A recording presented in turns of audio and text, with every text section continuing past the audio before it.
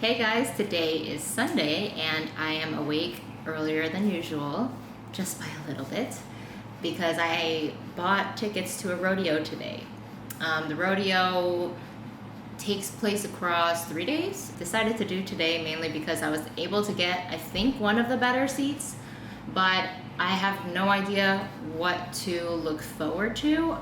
The only idea of rodeo that I ever have is somebody either on a bull or a horse trying not to fall off, but I still think that it would be something I would be interested in seeing, so I have that. So afterwards, I actually want to go to Lowe's because I have this little DIY idea. So I have an issue where my cats go on my kitchen counters and they lick shit.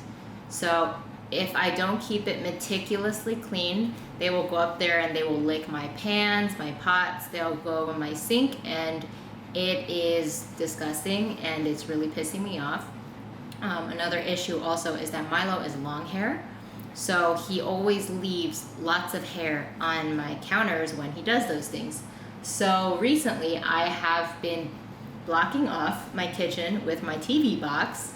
I actually needed to increase the height even more. The TV box is actually pretty tall. Okay, so with the top flap up, the TV box is 40 inches, and Sammy is able to jump that. If it was just Milo, I could use a much shorter, I could even buy a typical pet gate, but that might still be fairly expensive. They managed to charge them pretty high. Sammy jumps high, I need a better solution, and I saw this person posting online about using wire shelves. And then, what do you call it? Oh no, I zip tying them together, and then it creates a little barrier. And I really liked the idea, so I'm gonna go to Lowe's. I'm gonna buy a couple wire shelves, and then I'm going to give it a try, see what it's like. It should be a pretty cost-efficient solution. Each wire shelf I feel like is probably like $9 to $10, so that's better than some of the solutions online where it's like $70 to $80 or even $100 for gates that are tall. Having a tall gate is something that I really need. But yeah, anyways, I have my workstation for the most part set up. So I picked up my keyboard from work when I handed in my laptop, and I actually decided to order a USB-C wireless mouse because I didn't realize that these new laptops don't have USB ports anymore. So right here, that is a, I don't know, I guess it's an adapter. So that's something that they provided, but it only gives you one HDMI and one USB. So instead of buying another converter where it's gonna look really fucking ugly and messy and everything, I just decided, fuck it, I'll get a wireless USB-C mouse. This is just for work, it's not a big deal. Hiding these wires, I definitely need to come up with an idea. I think for that power cable, I might just stick it under the desk and try to tape it up. So I don't really have something to hold it there, because yeah, maybe I should have gotten a little tray or something. I was able to get my mouse pad in, so I'm glad about that. And I believe I have everything set up on the laptop for work. It was just something small, and then I have my orientation tomorrow in the early morning at 7:30. Anyways, I actually think I'm going to leave so I don't deal with everyone rushing to get there right when it's gonna start. So it's at 11 and I'm gonna get there early. I'm gonna be punctual.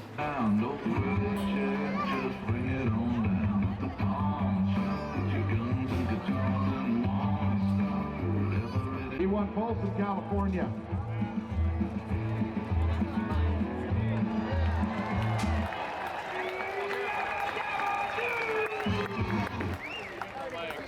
About a time of 7-2. Cody Cowden.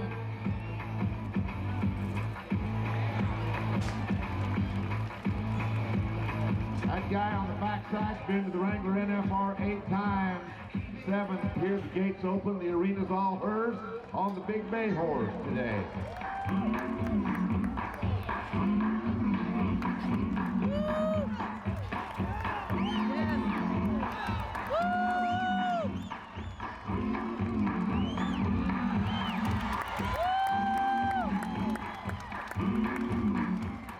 wouldn't even think of fucking without them. Here we go.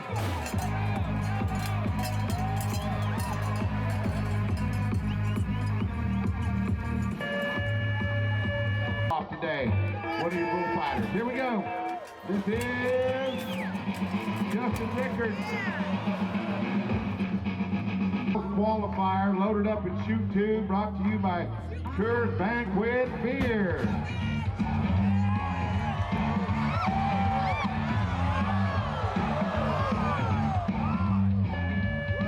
All right, hang on. 2-3. El Cajon, come on, Clayton.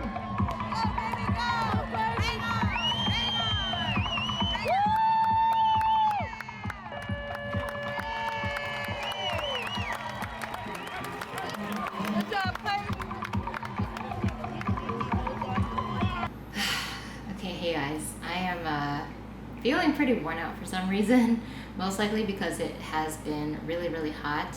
So I just got back from the rodeo and I just want to talk about it a little bit. I went into it not knowing anything about rodeos. So I did see protesters while I was going to the parking lot, but didn't think much of it until I was actually sitting and spectating. So the first event was, I don't know the names of them, but it was the horse bucking people off while there was a saddle on the horse. So I'm familiar with that. Right after that was, I think it's called roping or something, where it was basically just one person chasing down a calf and throwing a rope over their neck. And then the main thing that I was not too fond of seeing was the calf getting jerked back, because what usually happens is they rope it, the horse stops moving, the guy hops off the horse and picks up the calf, puts it on its side, and then ties its legs together. And after I saw that, I started thinking a bit more, and I started reading some articles on my phone about the ethics of rodeo. I haven't done enough reading yet to figure out how I feel about it, because I only read a little bit on my phone, and I definitely want to inform myself a little bit more before I establish my own stance. Barrel racing, that's just people riding around barrels as fast as they can. There was bull riding. I'm guessing bull riding is like the horse bucking thing, but on a bull. I don't know how people train for these things, but there were aspects that I did see to show consideration for the animal. So basically, right after the event was over, they go out right away to loosen any type of restraint on the animal, and then as the animal is leaving the arena, they make sure that the rope tension is slack. So those were all things that were good in consideration of the animal. But of course, I don't know what goes on behind the scenes to fully understand whether all of these are acceptable practices. But yeah, at first I was kind of feeling like, I don't know if I like this, but I decided to stay a bit longer. So I stayed there pretty long, about 2.5 hours. And main reason I left was because I started feeling very uncomfortable. We were sitting on bleachers, my ass was hurting, and it was also very, very hot. So I left, and now here I am. Okay, another thing that I want to talk about is actually games, because I can't even remember a time recently where a game was coming out that I was really looking forward to.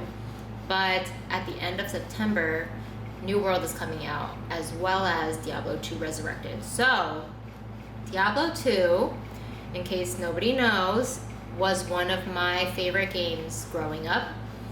It is definitely up there in terms of like the best game I've ever played, along with early World of Warcraft. So Diablo 2 was something I was playing a lot growing up. It was difficult to play though, because my parent wasn't just letting me play, they were always restricting the time or adding conditionals to it. So I had to play in the middle of the night or find other ways to get my gaming in. But anyways, I was playing it a lot before I found World of Warcraft.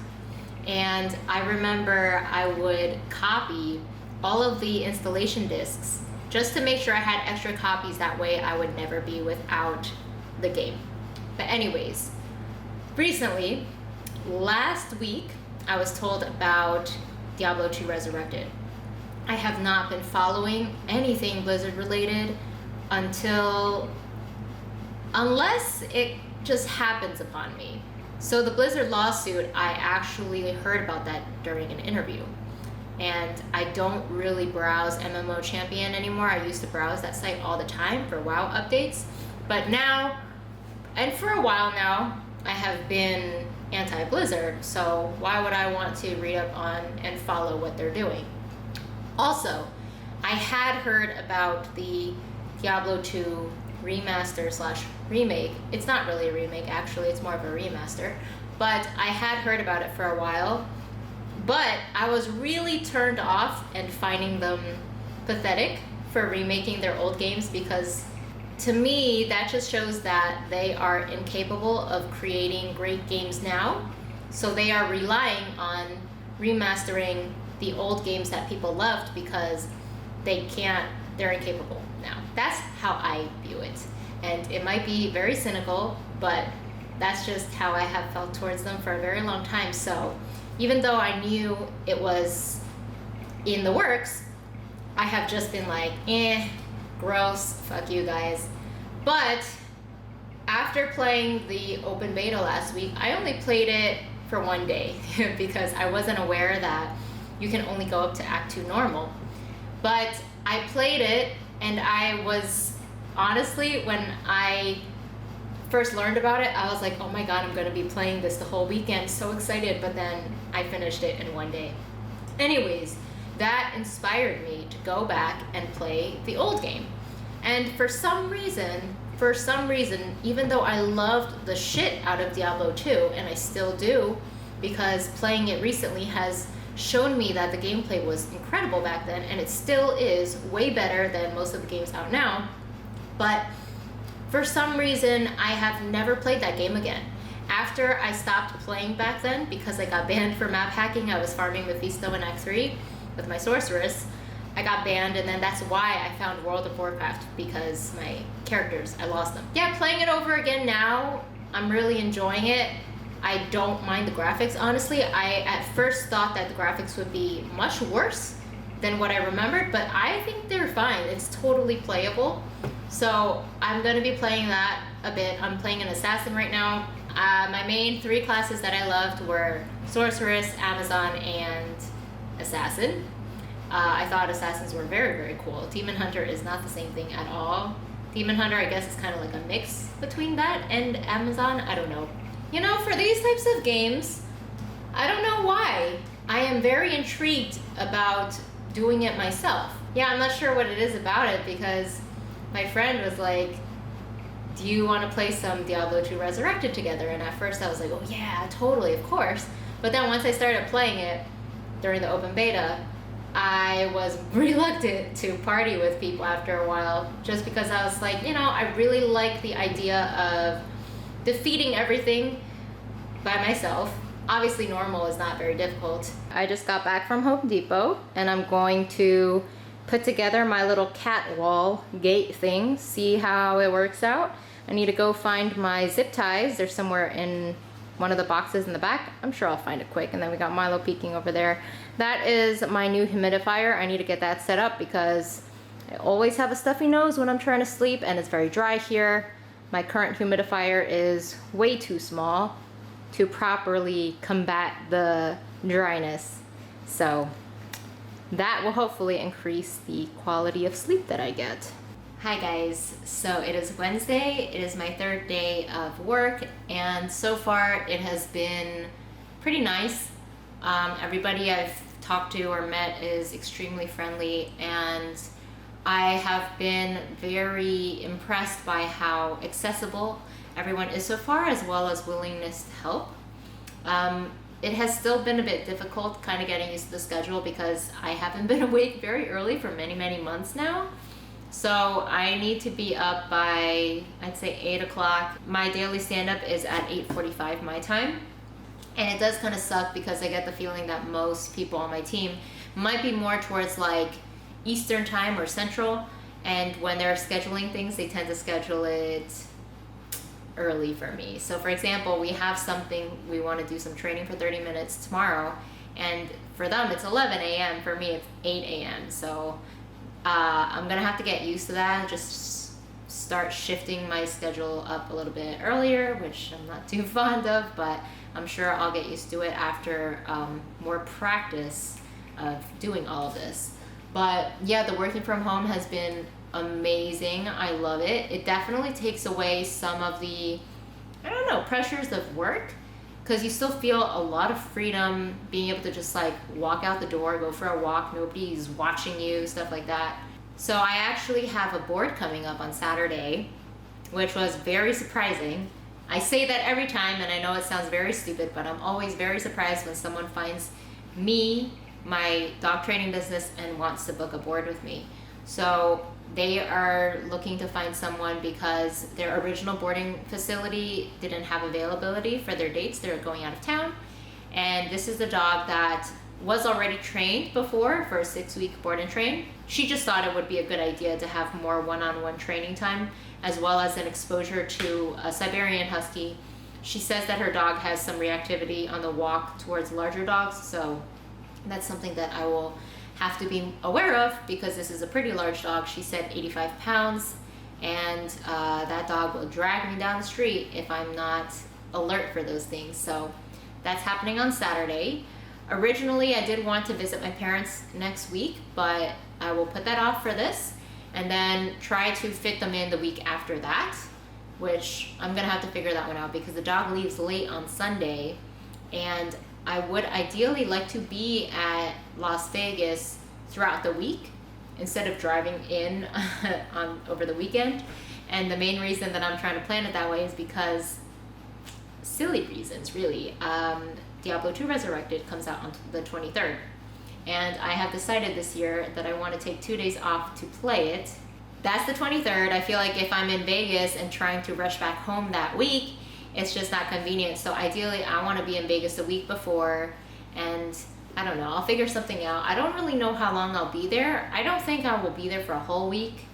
I don't think I will be entertained and wanting to be there for an entire week, but yeah, we'll see. I don't plan on taking off, I don't think, for work, so I will be working while I'm there. All right, hey guys, it is Friday night, and I finished my first week of work, and I have a lot of mixed feelings about it. So far, everyone that I have met at work has been very great. I actually really do like my team.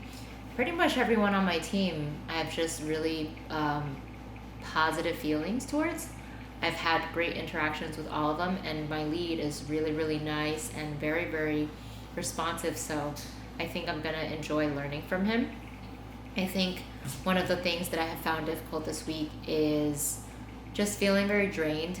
So there have been a lot of meetings, and I know it's mainly just because I'm new, so in the beginning they want me to talk to people outside of my team that might be giving me an overview on the product quality, I don't know, anything about the company. So there have been a lot of meetings, and those are very tiring for me personally. I get very, very drained from meetings. And then there's spontaneous meetings with my lead to help me with something or to teach me something. And then I also have my own feelings about not getting things right away. So if I'm struggling with something, I really want to be able to figure it out for myself instead of asking for help. I'd say these are a lot of unreasonable feelings because it's obviously my first week, so I'm not going to pick up on everything immediately. I was struggling with something today, and I really wanted to figure it out for myself, but I feel like I couldn't. But also, if I just ask my lead, he could probably solve it for me very quickly. Another issue I'd say is the fact that he is East Coast.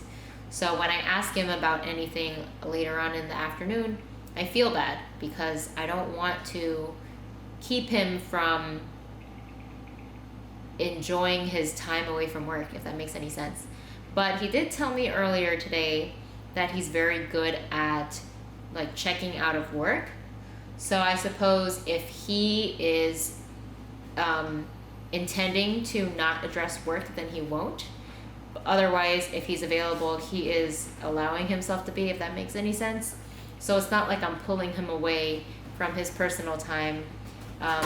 If he is choosing to not address work, then he would just ignore it and address it at a later time. But anyways, I was really, really drained today, and pretty much by like 3 o'clock, I felt really, really dead. I couldn't bring the motivation to focus more on work-related stuff because my entire morning was like nonstop meetings.